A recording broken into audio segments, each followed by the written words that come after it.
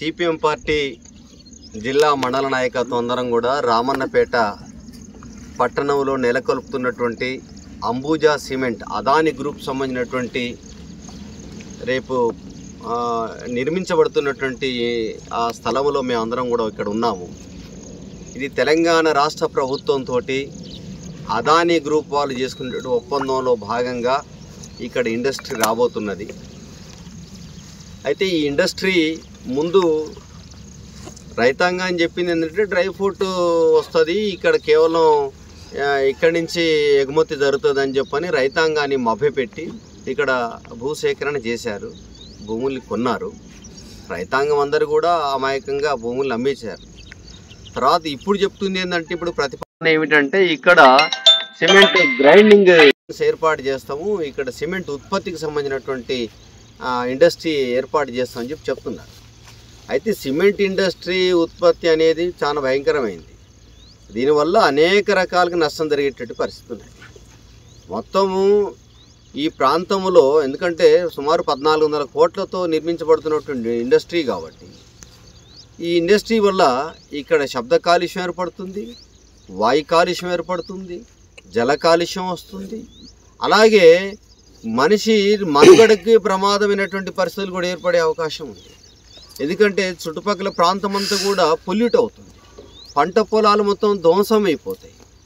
దాంతోపాటు ఇక్కడ నీళ్లు కాలుష్యం కావడం వల్ల ఈ ప్రాంతం అంతా కూడా మంచినీళ్ళు లభించినటువంటి పరిస్థితి వస్తుంది. దాంతోపాటు చుట్టుపక్కల గ్రామాలు ఇక్కడ రామన్నపేట, కొమ్మాయిగూడెం, పెదకాపర్తి, అలాగే సిరిపురము, వెల్లంకి, ఇటు నిదానపల్లి, ఇస్కిల్ల, దుబ్బాక ఈ మొత్తం ఈ పరిసర ప్రాంత గ్రామాలపై దీని ఎఫెక్ట్ ఉంటుంది. అందుకే ఇలాంటి ఇండస్ట్రీస్ని ఇక్కడ అనుమతించకూడదు.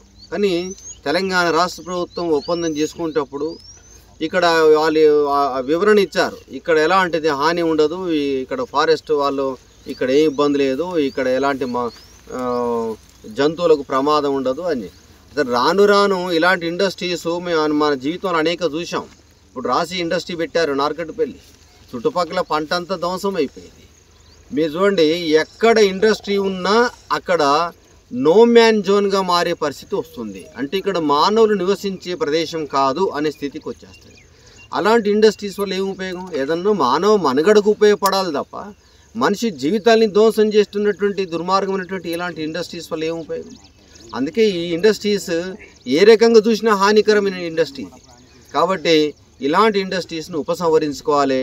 ఇది సరైనది కాదు. దీనికి ప్రజాభిప్రాయ సేకరణ పెట్టారు. ప్రజాభిప్రాయ సేకరణ ఏం చేయాలి? పొల్యూషన్ కంట్రోల్ బోర్డు వాళ్ళు ఆ గ్రామంలో డబ్బు చాటింపు చేయాలి, ఆ ప్రజల్ని మేల్కొల్పాలి, వాస్తవాలు చెప్పాలి. లేకుంటే పొల్యూషన్ కంట్రోల్ బోర్డు వాళ్ళు అధికార యంత్రాంగం అదానితో కుమ్మక్కై వ్యవహరిస్తున్నారా? మీరు 23వ తారీఖు అక్టోబర్ని పెట్టారు, ఇది ఏమాత్రం సరిపోదు. ఈ డేటు ఈ ప్రజాభిప్రాయ సేకరణ తేదీని పొడిగించాల్సిందే, పొడిగించాలి. ఎందుకంటే ఇక ప్రజల్లో అవేర్నెస్ లేదు. మీరు తీసుకుపోయి గ్రామ పంచాయతీలో నోటీసు పెట్టారు, ఎంతమందికి చదువు వస్తుందండి? ఎంతమందిని అర్థం చేసుకోగలుగుతారు? మీరు వాడినటువంటి పదాలు ఎంతమందికి అర్థమవుతాయి? అందుకే ఏదున్నా ఇది సరైనది కాదు. ఇలాంటి ఇండస్ట్రీస్ని ఈ ప్రాంత ప్రజలు అనుమతించరు. కాబట్టి దీన్ని ఉపసంహరించుకోవాలని డిమాండ్ చేస్తున్నాం. ఇంకో చిన్న విషయం ఏంటంటే మీరు చూడండి, ఇక్కడ ధర్మారెడ్డిపల్లి కాలువ కూడా ఈ భూముల నుంచి వెళ్తూ ఉంది. ఈ ధర్మారెడ్డిపల్లి కాలువ రైతాంగం 1000 ఎకరాలు ఆధారపడేటువంటి పరిస్థితి. ఇప్పుడు తాను ఈ కాంపౌండ్లోకి వస్తుంది, తన ఆదాని కాంపౌండ్లోకి వచ్చినాక ఈ కాలువ మీద రైతాంగానికి కానీ ప్రజలు కానీ ఏం హక్కు ఉంటుంది? ఈ ప్రాంతానికి చిట్ట చివరి భూములకు నీళ్ళు ఎట్టబోతాయి? అంటే ఈ నీళ్ళని నీ కంపెనీ అవసరాల కోసం వాడుకుంటావా?